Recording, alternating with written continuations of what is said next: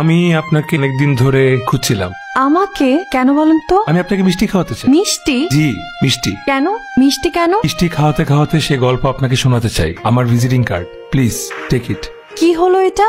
আরে ছেলেটা তোর প্রেমে হাবুডুবু খাচ্ছে। তুই কিভাবে বুঝলি? দেখিস না ছেলেটা কত নার্ভাস। হ্যালো, আপনি যে মেয়েকে মিষ্টি খাওয়ানোর জন্য খুঁজছিলেন আমি সেই মেয়ে। আমি ভাবিনি আপনি কল করবেন। আপনি আবার ভাববেন না আমি আপনার সাথে গল্পগুজব করার জন্য কল করেছি।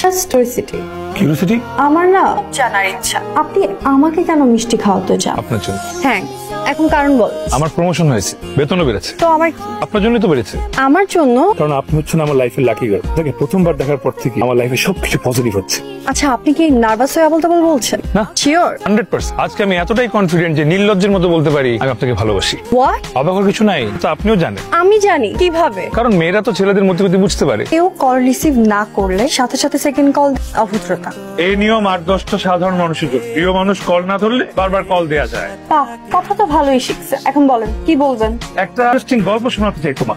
এই, আপনি আমাকে তুমি বললেন কেন? ভালোবাসার মানুষকে আপনি করে বলা যায় না। খবরদার, আপনি আমাকে তুমি করে বলবেন না। ও মাই গড, আমি স্বপ্ন দেখতেছি। গল্পের শেষটুকু জানতে চাই, তারপর কি হলো? একবার দেখা করো, বলবো। দেখুন, আমি এখন আমার প্রিয় জায়গায় বসে আছি। গল্পের শেষটুকু যদি এখানে বসে শুনতে পারি তাহলে খুব ভালো লাগবে। সে বেশি ভালো লাগবে যদি প্রিয় জায়গায় আমি তোমার সামনে বসে গল্পটা তোমাকে শোনাই। ঠিক আছে, তোমার জন্য গিফট। বাহ, ভেরি কিউট। চলো গল্পের শেষটা নতুন করে লিখি। মনে আছে সেদিন যখন বৃষ্টির মধ্যে তুমি নিজের মনের কথাগুলো বলছিলে? আমি প্রচন্ড অবাক হয়ে তাকিয়েছিলাম। কেন জানো? কেন?